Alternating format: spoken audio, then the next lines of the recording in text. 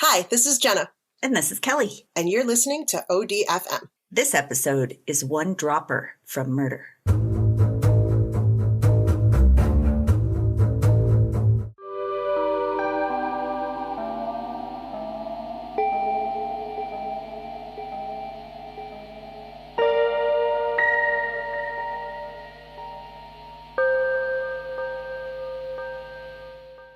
What's in that dropper? What's in that dropper, baby? Mm-hmm. So this story is a case involving a murder weapon that everybody probably has used, even on your children. As a murder weapon or just in general? Hopefully not as a murder weapon, but as a general use, everyday use thing. Okay. Oh, dear. But we don't really realize that it can be used to kill other humans. Bum, bum, bum. Bum, bum, bum. I know. Oh, boy. I know. Here we go. So get ready. I'm ready to be entertained. You're ready to kill people with your common thing. I am ready. Okay, but if I have this and someone breaks into my house and I grab this as a weapon, am I going to look ridiculous? Yeah. It's It's not that quick of a weapon. Gotcha. They might be like, no, don't do that. But that's about it. Please, no, I can't handle that. Please. Okay. All right. So Steve and Lana Clayton met online in 2010, as do people in the 2000s. What do you call it? The 2000s? The 2000s? 2000s. The 20... The 2000s. Are you... Instead of What? the 1900s, we used to talk about the 1900s. I'm trying to make it a thing, but no, it's not happening. Okay. Yeah. All right. But 3 years later, they married in nearby Charlotte, North Carolina, because they're older. So, you get married a little quicker. Not that 3 years is that right. fast, but... No, not... Well, maybe for online. It depends on That's true. Well, were they... Like, did they live nearby and they met online? Like, if they were across the country, maybe that's a Good little... question. I think they were close. Well, that's probably okay. Yeah. They lived in a waterfront mansion in South Carolina. Damn. Yeah. Okay, I'll get married in 3 years. Yeah. Can I meet somebody online? Wait, what? So you got some lakefront property? Yeah. You say mansion? Yeah. I wonder if it was that millionaire site that Miriam was trying to use.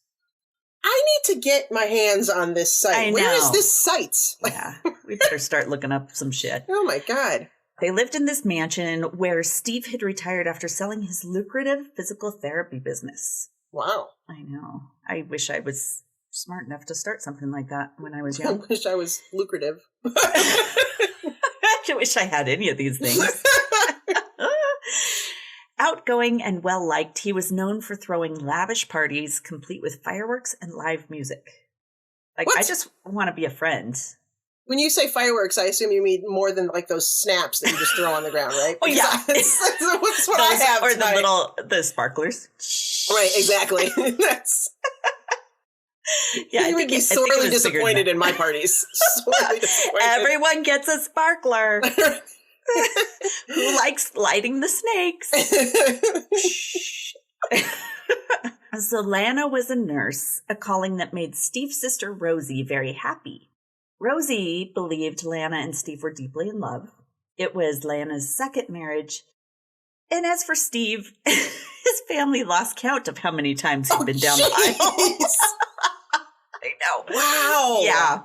He was a hopeless romantic, apparently. Which I don't know if that's romance or if that's... I don't know that that's the right term for that. Yeah, I'm not sure what Maybe that just is. hopeless? It's just hopeless. It's just hopeless.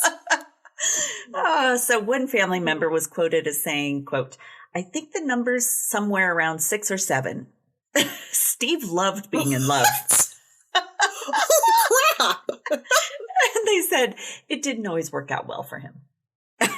Obviously. Because 6 or 7, they had no idea. They still don't know. I think he needs to use a few more of those filters on that dating app. I think he needs to... Or maybe just don't get married. Maybe just... Right, yeah. You could just date someone for a while. That is an option. Just keep dating different people. Right. You don't have to, marry them all. So Steve had been an accountant, but then began a physical therapy practice in the 1980s targeting sports injuries. Steve's business was so successful, he was able to retire at 40. At 40. Dang. I can't even. So wait, he just started a physical. So he wasn't a doctor. He wasn't a doctor. He had been an accountant. I don't have to be a doctor to start a physical therapy. I think you can start the business and then hire physical therapists doing to do this all the wrong. work. I know. Okay. I guess you kind of have to have money to start it, but Oh, yeah, well, there's that. I know there is that. Or get yourself in high debt like I did to start a business. It's also an option. It's not not a the good best one, but it's an option. Not a good one. Just saying.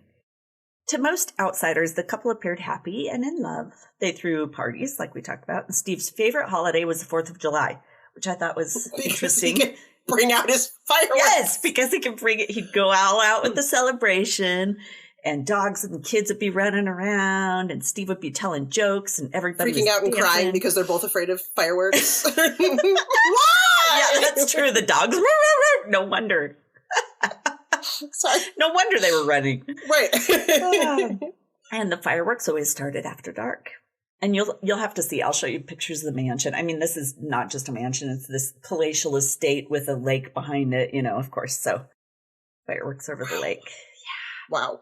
Would be nice. People thought Steve and Lanning. I've changed her name to Lanning. Lanning. I like it. People thought Steve and Lana to be a loving couple with a happy-go-lucky life, which you would think with all that money and a big estate. One person, the couple's vet, who would visit their mansion to take care of the dogs on site, thought differently. Nice. I mean, she's probably, maybe has to be her only client because she makes so much on that one visit. Seriously. Wow. Okay. She said she couldn't figure out why the couple married. Lana wouldn't even speak when Steve would come into the room. But she said, well, maybe she's just misinterpreting things. Maybe Lana was simply shy or quiet. I know, which weird. That really reminded me of the Whitewater Widow, of Miriam. Because every time we talked to Alan and she was there, she wouldn't say a word. She was just silent. So weird. Weird. Oh, I know. Maybe it's a sign. Something bizarre happened in 2016 that should have brought about more questions than it did. Yeah, get ready. Lana shot Steve in the back of the head with a crossbow in their bedroom. Hold up. Do you have a crossbow in your bedroom? I have questions. I know. Why was it in their bedroom? No. One, what the hell? Were they... was it like a sexual role play thing where they were doing like the Walking Hunger Dead? Games. I was like, Hunger Games, you're like Walking You be Daryl. I'll be a zombie, a sexy zombie. Sexy zombie. Coming around the bed. Whoops. I know they have that costume. I've seen that online, sexy zombie. I'm sure there's... I'm sure that's what she was doing. Shot him in the back of the head. Yeah. But somehow his injuries were minor. Lana claimed it was totally an accident, and Steve said the same. Lana said she was trying to load the weapon, but she didn't explain why, and that it accidentally went off. In the bedroom. Yeah, in the bedroom, and it accidentally went off and hit her sleeping husband in the head. He was asleep? I figured he was like standing up. Maybe he didn't know he was playing the role. Maybe he was the dead zombie, and she was making sure... Wait, what? I know. So I'm picturing like Warner Brothers cartoons and stuff like that, where like they'd shoot a bullet and would like part their hair, because we come really close, yes. Right? That's what I'm picturing. And then you're like, he was asleep. Yeah. Also, what a way to be woken up. Yeah, no shit. Whoa. What the fuck was that? Oh my God. Okay. I thought you were the zombie this time, honey. Sorry. Oh, I'm sorry. Were you asleep? I was just loading the crossbow. As one does in the morning. As one does, right? What? What the hell? I know, yeah. But police ruled the incident an accident, and Steve said he didn't believe she had ill intent. We all know that his judgment in significant others is questionable. Yeah, so. That's true. Steve, come on. So at the time, Steve was 62. Rosemary, Steve's younger sister, claimed that before marrying Lana, Steve was strong and healthy, but after marrying Lana, he started to become ill. Okay, but again, he was in his 60s. True, he was in his 60s, and he was overweight, and so... Typically when things start catching up to you. Right, right. I mean, so I don't think that's what was a huge red flag. He had gone through several peculiar illnesses over a few years, but friends and family chalked it up to his long-time benign vertigo problems that he'd been suffering from, which would totally suck. Blech.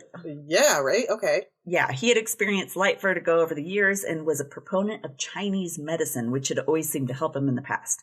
He spent a lot of time with an acupuncturist in the Charlotte area who was perplexed as to why Steve wasn't getting better after several treatments when previously the treatments had been very helpful with his vertigo. Yeah. And they just couldn't seem to figure out what the cause was beneath it all. And Steve didn't like Western medicine, so he wasn't the type to go get his blood drawn to find out what it was. Because he didn't like to take a bunch of drugs to treat the symptoms, even though I think but herbs and things are cool. I know, even though herbs are the origin of drugs, but yeah. He just wanted a more holistic, full body experience. And I totally am not against that. I get it and all that, but like, I'd go get my blood drawn first. I'd get both. Yeah, right, I mean, you don't have to do it all. Right. You don't have to choose a side. You can. Right. You can try both. And it does seem like, because they talk about him having medicines later, so he must have gotten some from a traditional Western, not traditional, Western medicine. On the morning of July 18th of 2018, James Blackledge was riding his motorcycle down a residential neighborhood when he sees a woman running across a palatial yard, flagging him down. He stops, and the first thing out of the woman's mouth was, "Call 911. So I recorded the 911 call from the 48 Hours episode. Ooh. Let's hear it. 911? It is. I was just riding by, and a woman came running out and said her husband fell down the steps and she thinks he's dead. James said, "I was just riding by, and a woman came running out and said her husband fell down the steps and she thinks he's dead." Oh! So as James stayed on the phone with the 911 dispatcher, he watched Lana run across the street to a neighbor's house. Terry Floyd, the neighbor, said he heard a loud knock on the screen door. He said it was so loud and insistent he thought someone was going to bust the glass out. Terry, who was a close friend of Steve and Lana's, opened the door to find Lana on a stoop. He asks her what was wrong, and she just kept saying, "Steve, it's Steve." So Terry grabs Lana, they get into his golf cart. Which makes me laugh. I just have this vision in my mind like, come on, get in the golf cart. Let's go. Right. We're going to go 4 miles an hour. Let's get there. I know you could probably run faster back. That's what I was thinking. The next door neighbor on the other side just walked and got there first. Oh, God. Okay. Yeah, so the couple raced slowly to Lana's house. It's terrible. At her house, Terry asked Lana where Steve was. She told him he's at the base of the stairs in the foyer. So James, the one who called the dispatcher, assumed there must have been a terrible accident. He thought it was strange when he saw the neighbor run into the house, and instead of following, Lana sat down on the front steps. Yeah, weird. Yeah, kind of weird, but maybe she was distraught. You never know. Meanwhile, Terry goes inside. He tries to get a pulse from Steve that he found at the base of the staircase. There's no pulse, and Steve was totally dead. Wait, she was a nurse, right? Yeah, yes. Mm-hmm. Keep that in mind. I like how you pointed to your mind, like I didn't know where it was. Keep it in mind. Well, some people have their minds other places, so. Oh, this is true. Yeah. Mm-hmm. Lots of guys. So she sat outside. Okay, cool. All right. Lana said Steve had come down with a bad bout of vertigo a few days prior to this. He was dizzy, nauseated, and bedridden. She checked on him that morning, making sure he had everything he needed, like water, his meds, and other things in their second-floor bedroom before heading out to mow the lawn.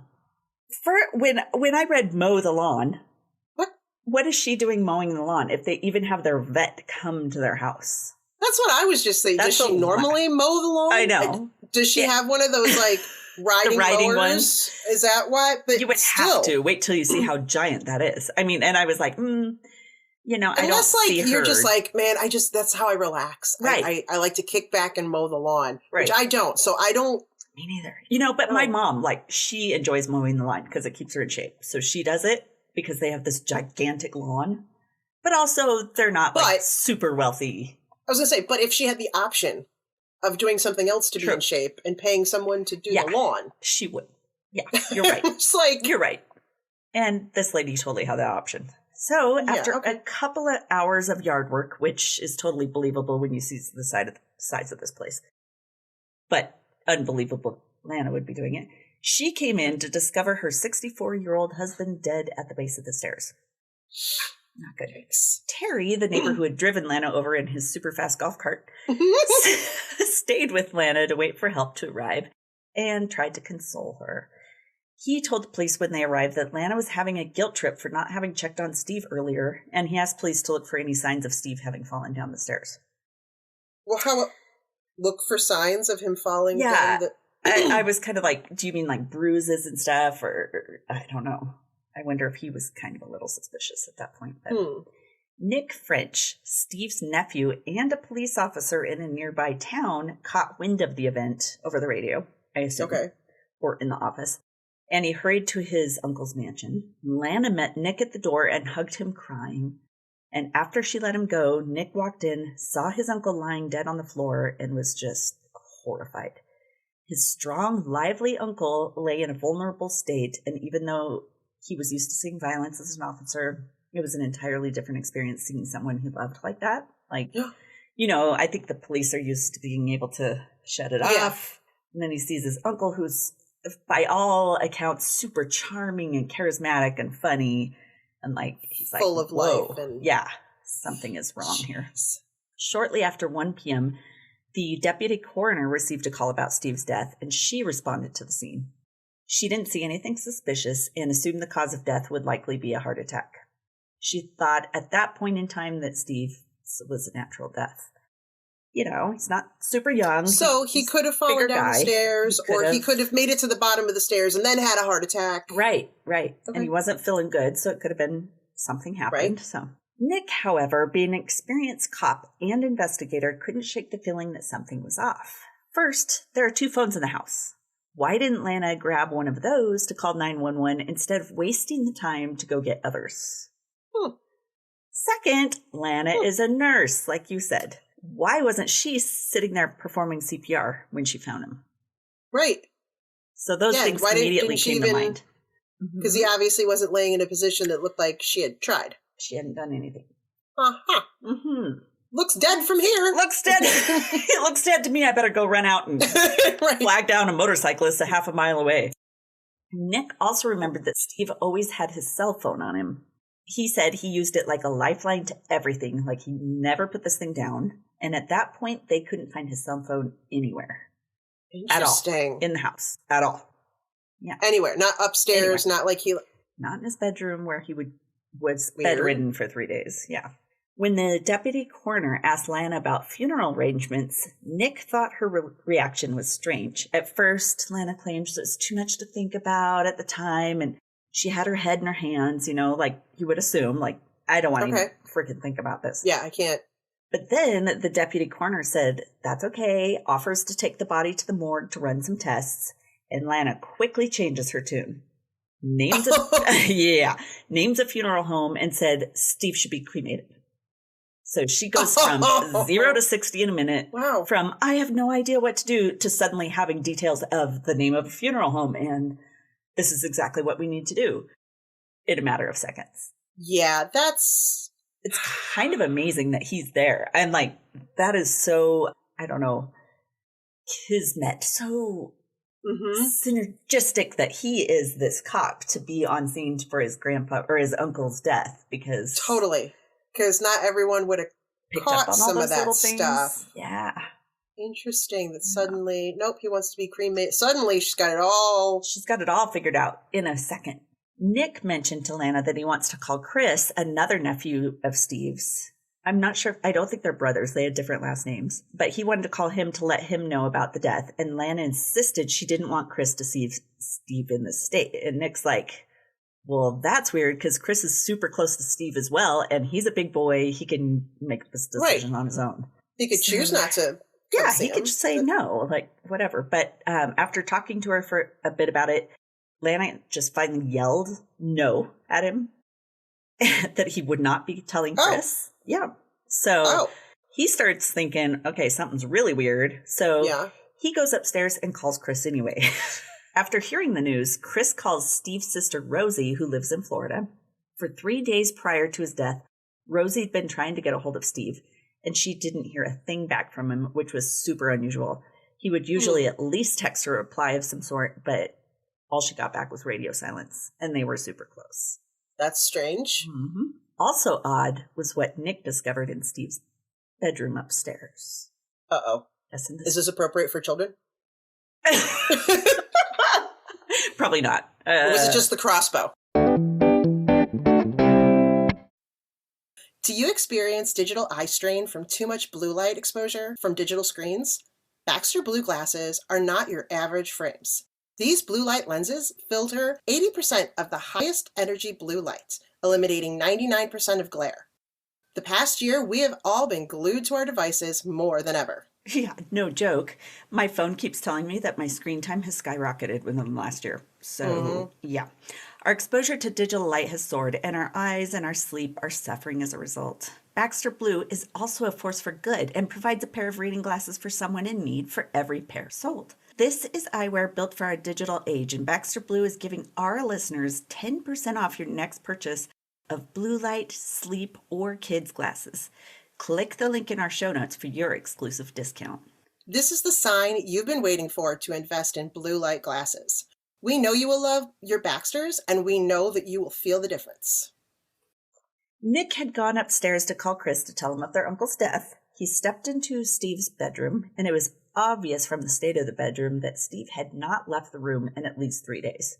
The bed was drenched in urine, indicating, Steve hadn't even gotten out of bed. Like, he could not even get up.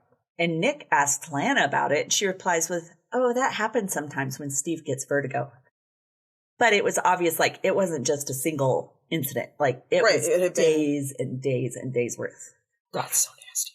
It's pretty nasty. That poor guy, like, having to be laying and having no help. Ugh. So Chris, hearing the news, rushes to the house to see how he can help. Lana told him that she'd need his help in settling Steve's affairs. Chris remembered that he told Lana the first step would be finding Steve's will, and that would tell him what Steve's wishes were in terms of burial or cremation. Okay. Lana's response surprises him. She told him there was no will. And Chris replies, "There is a will. I've seen it." Oh. Yeah. And Steve had actually asked him to be the executor of his will. So he was like, lady, you do not lie to me. Yeah. And at that point, Chris says, Lana stood up and stated, quote, "I said there is no will." And then she walked away. I feel like I'm watching The Mandalorian where he's like, "This is the way." He's like, "I have spoken." Not the way. It's totally like, because I remember watching that going, if I use that, will that work? And it doesn't. Doesn't? You tried? Okay. It doesn't. I have spoken. Yeah, no one cares. But yeah, she's like, I said, there's no will. It does not exist. Using the Force. No, these are not the droids you're looking for. It is in your mind now. Right. What? I know. So that's, okay, I believe you. Never mind. That same day, I'm assuming it's the day of Steve's death, Nick overheard Lana bad-mouthing Steve in the kitchen to someone else. They didn't say whom she was talking to, but what she said shocked him. She was telling terrible stories about Steve's illicit drug abuse. He heard her use the term, quote, "hardcore drug abuser," unquote. Not only that, but as she's telling these stories, she's laughing. Laughing the day of his death about his drug use. These hardcore drugs, did he get them from like the shaman or whoever he was doing with the what? That's I thought what he didn't like. Exactly. It doesn't fit with what he's into. It doesn't sound like So he won't take prescription drugs, but he's cool with street drugs. Right. I'm cool with heroin. Is that cool? Right. I don't feel like crack. But don't you remember crack is whack? Whitney told us Whitney that. Says. Whitney knows. Whitney told us that crack is whack. She would know. She's too rich for crack, and so is Steve. That's right. God damn it. So that's how we know that that's false. Street shit.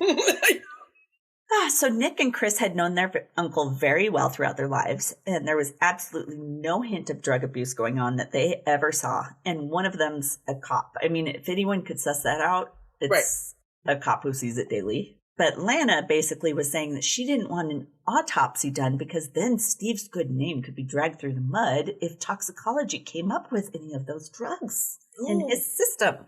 Oh my gosh. Yeah, so a short time later, Lana told everyone to leave because she'd had enough. By that time, I know, she's lovely. I'm sorry, but Steve's death is really taking a toll on me, and I am just pooped. I have got to go lay down. Would you please leave? You're all so annoying. By that time, both Nick's and Chris's wives were there. And when Chris got in the car with his wife, they both agreed that something was totally wrong with Lana's story. And Nick and his wife had a similar conversation. They thought that Lana somehow had a hand in Steve's death. You know, the way she's acting. Mm-hmm. The following Sunday, Chris and his wife had plans with Lana to help her find Steve's will because apparently they convinced her it was somewhere because he had seen it. He had helped him draw it out. But before they made it over to the estate, Lana called them and told them not to come, stating that, quote, "This is my house. Steve was my husband. I will handle everything." And then she hung up. Sassy. Oh, she's like, "Get out of my life. This is all my money. Wow. Goodbye." Yeah. So what does one do when somebody thinks there's a will and somebody else won't let them look for it, but they live in that house? I know. I wonder if you have to kind of contact the attorney who... But then you'd have to know who the attorney was, right? That's true.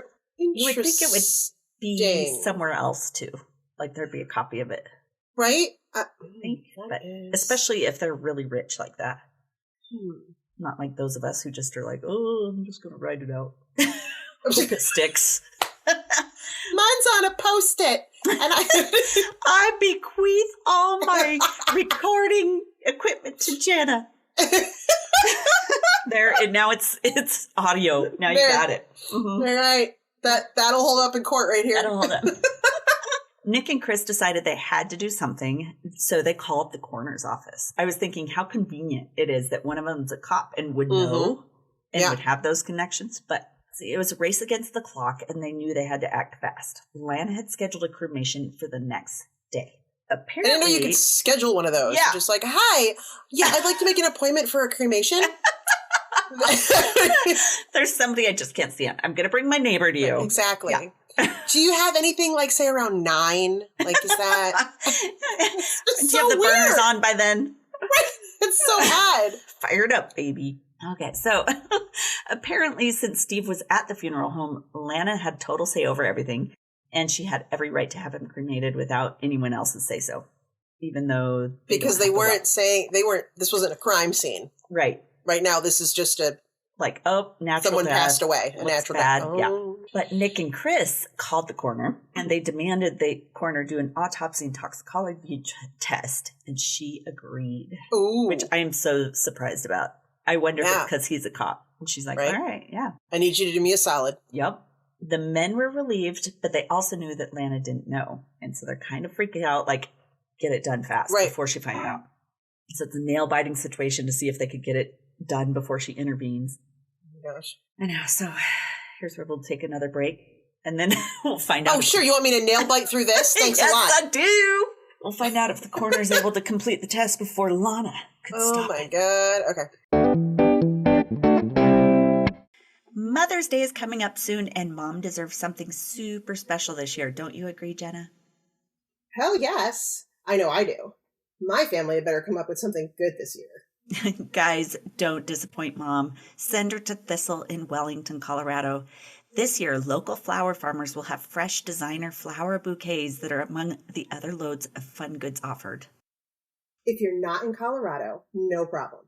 900 miles away in Illinois, I can still get many of the awesome handcrafted and unique gifts delivered to my mom. So that means there's no excuse not to get Mom something extra special. Just be sure to order in advance since mail has been famously slow lately. Oh, yes. Visit Thistle at 3713 West Cleveland Avenue in Wellington or online at thistlewellington.com. So before the break, we were talking about how Nick and Chris were on the edge of their seats, hoping the coroner completed the autopsy and toxicology. Just like me. Just like you. I am also on the edge of my seat. Yes. Fortunately, the coroner had the news for them. They instinctually knew. Steve did not die of a heart attack. Did they have a cause of death? Did they? Well, they looked at the heart. They looked at the chest. They looked at the lungs. Nothing suspicious with the autopsy at all. All that looks normal. The toxicology report, though, came back with something surprising. Steve wasn't doing hardcore drugs, but there was something strange in his system. Yeah, when the coroner... No, we know crack is whack. Oh, that's right. That's right. Rich people don't do crack.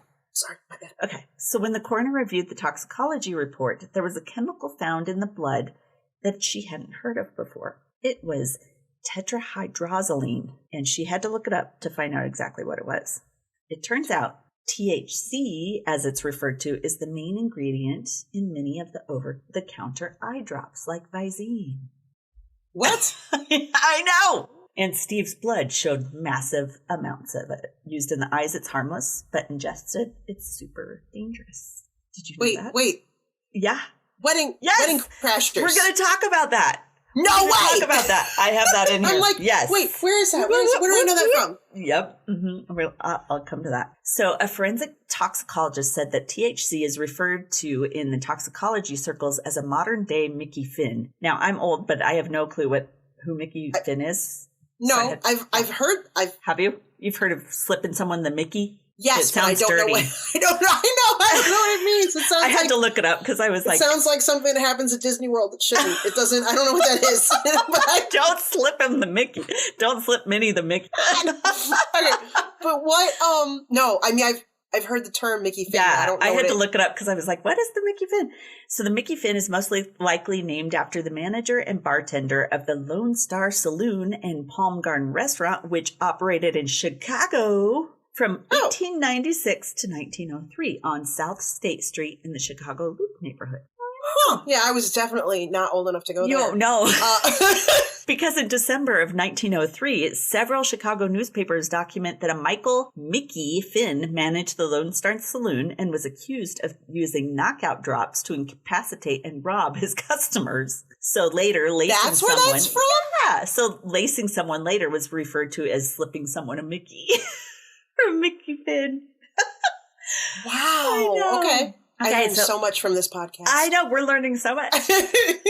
So in the movie Wedding Crashers, Owen Wilson's character squirts eye drops into Bradley Cooper's character's glass. And according to experts, THC causes nausea, vomiting, reduced heart rate, dizziness, and confusion. It's colorless, odorless, and tasteless. So if you have a bottle of water even, you'd have no clue it's in there. A few drops can cause very uncomfortable symptoms, but an entire bottle is easily fatal. Isn't that crazy? One bottle of those little eye drops. Oh my gosh. They really should have put a disclaimer on that movie. I know. Don't do this.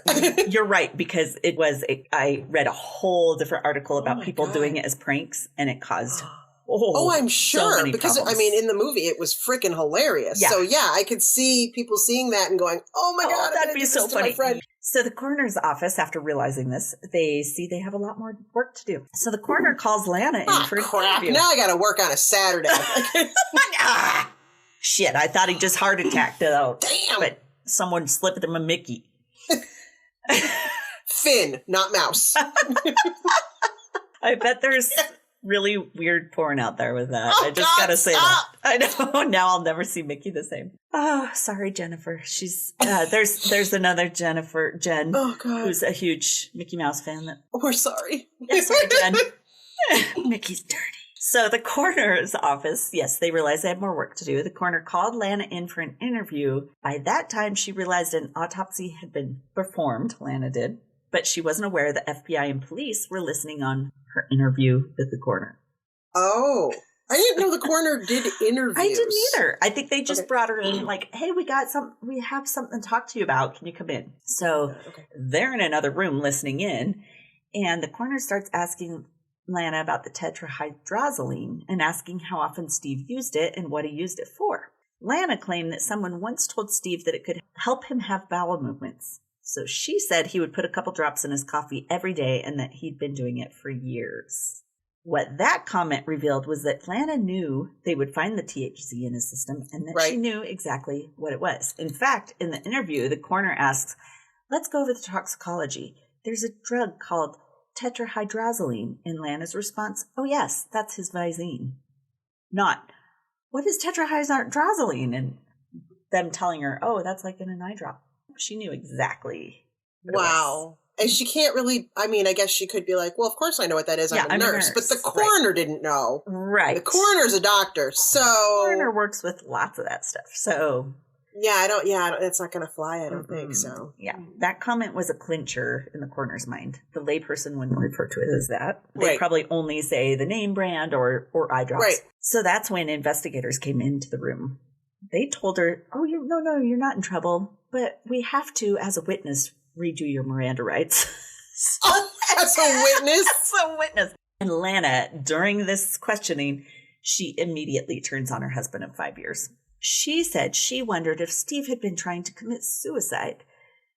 Using Visine? Right. Like one of the most painful deaths. Let me just suffer in bed for days upon days. So she said he had a mood disorder and she felt like she's always walking on eggshells around him. And she claims he could be super nasty and verbally abusive and that he called her stupid ass bitch all the time. Or no, just stupid bitch. I added ass in there. It sounded better. I ghettoed it. Yeah, I ghettoed it. I'm sure that rich people don't put ass in there. I don't know. Put ass, bitch. Instead of you stupid bitch. Yeah, you have to do it with the accent. And yes. You trollop. That's probably more of a... There you go. That's better. Is. So when asked about a mood disorder, Steve's nephew said they'd never witnessed anything like that at all. And there's no record of any medications that he took for any mood disorders. But when being pressured about being a nurse and knowing the possible side effects of Visine, Lana claims she didn't know anything about that. So she couldn't even use that excuse like you were saying, oh, I'm a nurse. I know all about tetrahydrozoline. What year was this? Oh, this was like 2018. It's not like it was a long time ago. So totally she could have seen Wedding Crashers. Like, oh yeah. This is... Uh-huh. So pressure continued to mount, and Lana came out with some more details. She said, quote, I had this little table set up next to the bed with his tissues, his urinal, his, medications, his Visine, and I just saw it and I was just so angry. I just took it and squirted it. I think I put the whole thing in, meaning into his water bottle. What? I know. So she basically sits there and admits to what she'd done. Wait, what? But claims she didn't know it would kill him. When asked where Steve was when she did this, she said, oh, he was sleeping. I don't know. I just saw it there and I just did it. I don't have an excuse. I just did it. That amount. I've been angry and ripped something up. Right. You throw something. I've never been oh, I just little bottle just, I've never in anger. I'm going to squirt this in anger. I'm going to squirt this whole thing. Well, and he's asleep. Why is she so vehemently angry at him when he's sitting there asleep? It's not like he called her a lazy trollop right then and then fell asleep. Right. I'll show you who's a lazy trollop. Chip. It's taking too long. Oh, my God. That amount of THC would have caused Steve to quit breathing. So after that confession, Lana didn't stop. She was like an open book, just... Oh, dear God. Yeah, she turns from a grieving widow to a bitter and angry spouse. She claims she's fed up with Steve's constant demands to get him things and to do things for him, acting as his servant. Get me out of my urine-soaked pajamas? Right? No shit. And she said she wanted him to suffer. However, she tried to convince investigators that her intent wasn't to kill him. She literally said that she wanted him to have bad diarrhea. Okay. No, she hasn't hired anyone to take care of him. There's no nurse or medical aid or anything like that. And she's not willing to clean up urine. So who is going to clean up the diarrhea? Right. Oh, good point. Mm-hmm. I mean, I would, not that I would do any of these things, but I would cut off his water so he'd stop peeing. Right. I wouldn't make it worse. Right. I don't understand. Yeah. That logic doesn't. And then her story of verbal abuse began to morph into physical abuse all of a sudden. She now claimed that Steve had hit her many times, but of course there were no reports or injuries to be found, which, for someone who is a beaten housewife or a beaten spouse of any type. Maybe there isn't because you're trying to hide it, but you would it can be hidden, but you wouldn't say it's all coming out like conveniently then. Right. It's just and they interviewed former girlfriends of Steve's, and there was one named Ilyana Ivanova. Oh my. Sounds very Russian or Ukrainian. Yes. She had dated Steve for 3 years, and she said the allegations of abuse didn't ring true to her at all. And interviews with other former partners elicited the same response. No abuse, not once, from any one of them. No verbal, no physical. All the 17 all ex-wives. The millions of women he's been with. Right. Some of the women even still considered him to be the love of their lives. I mean, this guy must have had the charisma of dreams. I know. And he's not a dashing sort. So he must have just been like really charismatic. He must have had something. Funny and great. Yeah. Large. Maybe that was it. Oh, and the crossbow incident from earlier. Yes. Now Lana claims, it's no accident. She claimed, quote, I was trying to protect myself from him because he was, coming at me. And I had picked up the crossbow and turned and I just shot at him. So when he was sleeping? I know. Wait, what? Like it was in the back of his head. Like he's coming at you from behind. Like he's coming at me backwards. Well, it was a sneak attack. So she wouldn't be ready for it because he was coming backwards. I know, it makes no sense. So Chris and Nick, nephews, they hadn't even heard about the crossbow incident until after Steve's death. Like, he didn't even tell anyone. Steve was so nice. He was just like, you know what? It's okay. Or really embarrassed. How do you be like, so you'll never guess what happened last Saturday? Freaking Lana. Oh, my God. Just crossbow to the head. It happens all the time. So once they heard that, of course, they're thinking she's probably been trying to kill him for years. Right? I keep picturing like if they were trying to play like Never Have I Ever. Never have I ever been shot in the head with a crossbow. Oh, drink. Damn it. They get me with that every time. Okay. So police now believed that Lana had incapacitated Steve with a small amount of THC and then gradually ramped it up until the fatal dose. That would explain why Steve was bedridden for 3 days before the death and dizzy and sick and can't even freaking get out of bed. It must make you so... I can't even imagine. God. They theorized... But his eyes, totally clear. So... just crystal clear. Not even an ounce of red. Right? Got that red right out. Oh my God, that's terrible. I love it. It's terrible, I'm sorry. The police theorized that Steve may have been trying to escape that fatal day of his death. They thought maybe he got a surge of adrenaline, left his bed, tried to make it to the front door, but ended up collapsing at the bottom of the stairs because he's so dizzy and sick. Just trying to make a break for it? Yeah, I think she was leaving him up there to die. Oh, like sounds like it. She knew. If only he had gotten to the golf cart. The super fast golf cart next door. On August 31st of 2018, more than a month after Steve's death, Lana Clayton was formally charged with murder. Ooh. Steve's family? Families? Yes, that is a special kind of family. Family. Steve's family speculates Lana started planning Steve's death back in 2016 when Lana convinced him to move from North Carolina to the mansion in South Carolina. She had married a very, very wealthy man. Were he to die without a will, he would die intestate, intestate. I had to look that up, meaning to die without a will, which under South Carolina law leaves her with absolutely everything. Oh. But the law is different in North Carolina, so she took him to South Carolina. Mm-hmm. Oh. Lady's smart. Dang. Mm-hmm. The day after Steve's death, neighbors saw Lana burning a fire in her backyard fire pit. The family believes this is where Steve's will ended up. Oh, shit. She couldn't have just done that shit in the kitchen sink where no one could see her? God, this woman does not plan at all. Except she planned out, I'll take him to a whole nother state where his will, if he doesn't have one. Either be a planner or don't. I know. Don't go half-ass all the way. Stuff. No one likes a half-asser.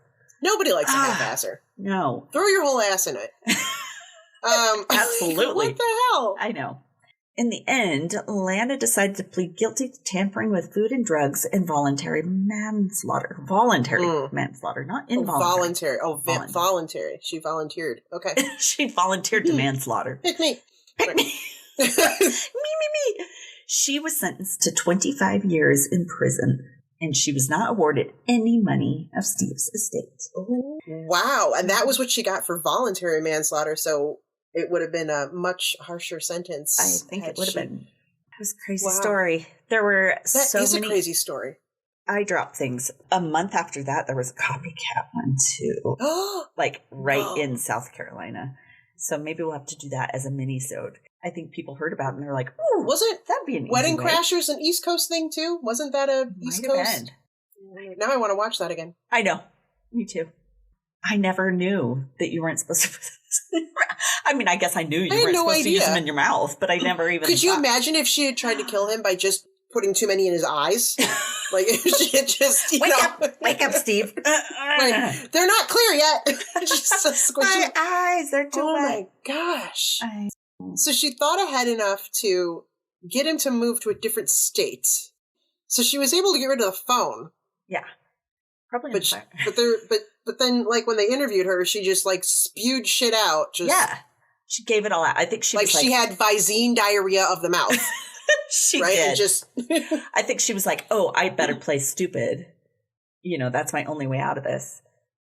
Wow. It kind of worked, but not really. I mean, she still got 25 years, which is more than like a rapist. I want to see this palatial estate. Oh my gosh. It's beautiful. That you like take a golf cart to get to. Yeah, seriously. So they had this whole place. So they didn't have like a staff house cleaner that was there. Yeah. Or anything. Like, yeah. Obviously, she could have afforded to have someone come and help care for him. Yes. Oh, for sure. Had she wanted him to be cared for. Yeah. What was her defense going to be had she actually killed him with the crossbow? I thought he was a zombie. Yeah. Or like, whoops, it was an accident. I'm always cleaning the crossbow in the morning. Yeah, I was cleaning the crossbow. It went off. That would have been an interesting one to, like, you know. But I wonder if for years she'd been giving him the THZ, kind of figuring out how much it took because he'd been sick for years and dizzy for years. So it makes you wonder. She kept trying, and she's like, I gotta go get another bottle. God. She had to go to Costco. How much does this take? Yeah. And, like, get, like, the 12-pack. She's like, don't they make one of those, these in a bigger size? If she was doing it too slowly, you could have been building a tolerance for it. I know. Like, I wonder if it builds up in your system. I don't know if it's like any of the, like, arsenic, you know. Why didn't you go for a damn blood test? They could have found that. They would have found Why do you have Visine in your system? I know. Which I was kind of afraid to do the story, like, oh, it'll be out there. This is like the easiest way to kill someone. But apparently it comes through with toxicology really easily. So it's not like it's going to be hidden. Right, it's not, Don't do it because they'll find you right away. Sorry, we just ruined that one for you. Yeah, and don't do it as a prank because... Oh my! I keep thinking of all those stupid like TikTok pranks and shit. And holy shit! Yeah, some of these were bad. Like I read one about an office prank, and a chick had seen Wedding Crashers, and she put it into like the CEOs and bosses. I know, and one of them ended up hospitalized with like kidney failure or something. I mean, it's bad, and that was just a few drops. Oh shit! So it depends, and I was reading it depends on how healthy a person is, how it affects them. Because it can really take down a person or they don't have much. Oh my God. So you don't know how it's going to react. I'm surprised they put that in the movie and it hadn't been more... We didn't start hearing news stories and he gets sued over it or something like that. Totally. Well, Johnson & Johnson had to put out a whole thing about Visine after this happened. Like, oh, jeez. I mean, they already had the warning on there, like, do not ingest. But they had to put out a whole thing like, dumbasses. This is just for your eyes. I don't think they said it that way, but they probably should have. They probably should have. Yeah. All right. You want to hear my sources? I would love to hear your sources. You'll like the first one. Johnson & Johnson. No, I did not go to theirs. I probably should have. OKWhatever.org. That's a real site. Okay, whatever. abcnews.go.com. 48 Hours, the episode called The Eye Drop Homicide. So that one's one you can watch. That's not my favorite title. They could have done so much better with that. I know. The Eye Drop Homicide? More like One Dropper from Murder. Yes. It's better. CBSNews.com and Wikipedia.com, of course. Nice. But now I'm remembering at the beginning of the episode where I was like, is this something I could use against an intruder? Could you imagine? Squirt! No, don't do it. I hate eye drops. Oh, right. Oh. Get out of my house! And it just drips down. You have to have one that's really full. Yeah, right. And they're like, I could see so much better. Right, exactly. Oh my God, now I I had can something in kill my you. all day. This has been, thank you. Thank you. Now I can kill you so much easier. I know, right? No. Oh my God. Also, there is a new design on our Spreadshirt. And I meant to look up the address, Spreadshirt, yes. but I assume it's spreadshirt.com/ODFM podcast. It sounds reasonable. Yes, it does. And we've got a new design on there, and I'm going to upload more. It's the Don't Get in the Damn Van. Yeah, it's cute. Thanks for listening to another episode. Yes, thank you so much. Be back next week with a new one. Yep. Right. And bye. To see images from this story, follow us on Facebook, Instagram, and Twitter at ODFM Podcast, or on our website at odfmpodcast.com, where you'll also find a link to our merch store, where you can get awesome stuff like t-shirts, mugs, stickers, and more. And if the weekly podcast just isn't enough to fill your ODFM cup full, join our fan club on Patreon for more content like minisodes, bloopers, and discounts at our merch store. That site is patreon.com/ODFM podcast. And if you do love our bloopers and need more than we naturally do, which is a lot, buy us a glass of wine at buymeacoffee.com/ODFM podcast. Thanks for listening to another episode of ODFM, hosted by Kelly DeVries and Jenna Swanson. Production and editing by Kelly DeVries. Theme music by Eric Swanson. ODFM is a satirical true crime podcast for entertainment purposes only. The stories you hear are serious and true. The comments and opinions are not. We apologize if any of our content is harmful or disrespectful.